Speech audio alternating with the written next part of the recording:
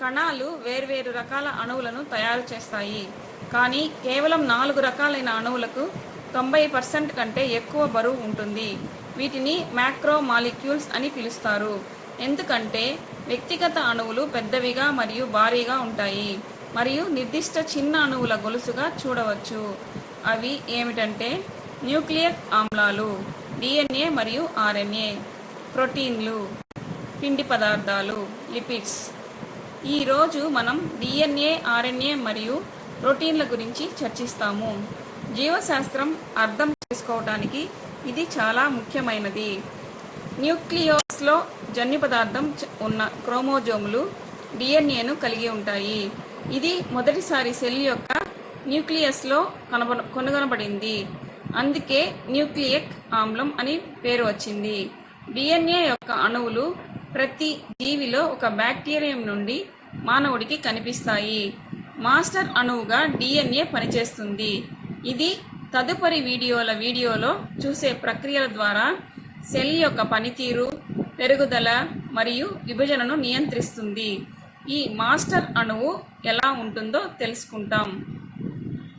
అన్ని జీవుల్లోనూ డిఎన్ఏ ఒకే నిర్మాణాన్ని కలిగి ఉంది. 1953వ సంవత్సరంలో వాట్సన్ మరియు క్రిక్ నిర్మాణాన్ని నిర్మించారు. ఈ మోడల్కు ఒక సాధారణ అక్షం చుట్టూ చుట్టబడిన 2 పరిపూరకమైన తంతువులు ఉన్నాయి. ఈ నిర్మాణం డబుల్ హెలిక్స్ అని పిలుస్తారు. ఇది ఒక సౌకర్యవంతమైన వక్రీకృత నిచ్చెనతో పోల్చవచ్చు. డిఎన్ఏ అణువులోని ప్రతి తీరము న్యూక్లియోటైడ్ అని పిలువబడే చిన్న అణువుల గొలుసు. ప్రతి న్యూక్లియోటైడ్ నత్రజని పునాది, చక్కెర అణువు మరియు ఫాస్ఫేట్ సమూహాన్ని కలిగి ఉంటుంది. అడినిన్, గ్వానైన్, థైమిన్, సైటోసిన్ లాంటివి డిఎన్ఏలో కనిపించే నత్రజనిత స్థావరాలు. ఏజీ ఫారైన్లు మరియు టీసీ అనేవి పిరిమిడియన్లు. అందువల్ల న్యూక్లియోటైడ్లను 4 రకాలుగా వర్గీకరించవచ్చు. న్యూక్లియోటైడ్లను డిఎన్ఏ లోపల ఒక గొలుసు వలె ఏర్పాటు చేస్తారు. డిఎన్ఏ యొక్క 2 తంతువులు ఒక నిచ్చెన యొక్క 2 స్తంభాలుగా పరిగణించబడతాయి. డిఎన్ఏ స్ట్రాండ్ యొక్క స్తంభం ఫాస్ఫేట్ మరియు చక్కెర అవశేషాలను ప్రత్యామ్నాయ నుండి తయారు చేస్తారు. నిచ్చెన యొక్క ప్రతి అడుగు హైడ్రోజన్ బంధాల ద్వారా కలుపబడిన నైట్రోజన్ బేస్ జత. ఒక స్తంభంలో ఎప్పుడు మరొకటి టీతో బంధాలు మరియు ఒక స్తంభంలోని జీ ఎల్లప్పుడూ మరొకటి సితో బాండ్లను కలిగి ఉంటాయి. మా మొబైల్ నంబర్ 0 నుండి 9 సంఖ్యలను కలిగి ఉన్నట్లుగా డిఎన్ఏ న్యూక్లియోటైడ్లు ఏటీజీసీని కలిగి ఉంటుంది. ఇది జన్యు సంకేతంగా చెప్పబడింది. ఈ స్ట్రింగ్ మానవులలో సుమారుగా 1 బిలియన్ అక్షరాలు. ఈ భారీ కోడ్ జన్యువులు అని పిలువబడే చిన్న భాగాలుగా విభజింపబడింది. ఈ జన్యువులు కణాల పనితీరుని నియంత్రిస్తాయి మరియు అందుకే శరీరాన్ని కూడా నియంత్రిస్తాయి. ఎలా అనేది త్వరలోనే చర్చించుకుంటాం. ఆర్ఎన్ఏ అనేది ఒక కణంలో కనిపించే మరొక ముఖ్యమైన న్యూక్లియిక్ యాసిడ్. ఆర్ఎన్ఏ యొక్క ఆవిష్కరణ 1868లో న్యూక్లియిక్ ఆమ్లం యొక్క ఆవిష్కరణతో ప్రారంభమైంది.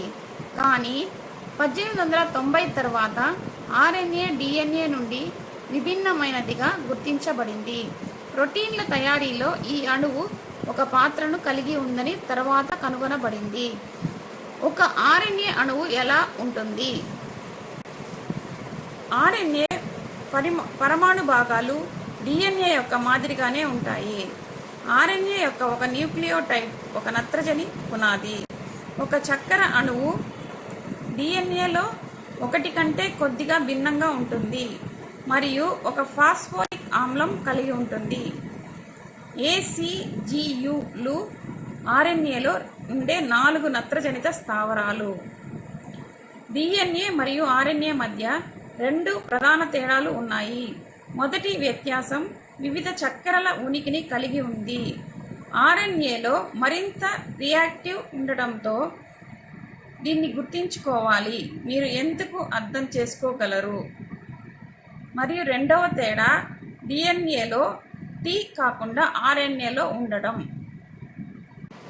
ఆర్ఎన్ఏ జీవశాస్త్రపరంగా క్రియాశీలకంగా ఉంది, అందుకే ఇది ఒక నిర్మాణాన్ని కలిగి లేదు మరియు ఇది కూడా డబుల్ హెలిక్స్ ఏర్పాటు చేయవచ్చు.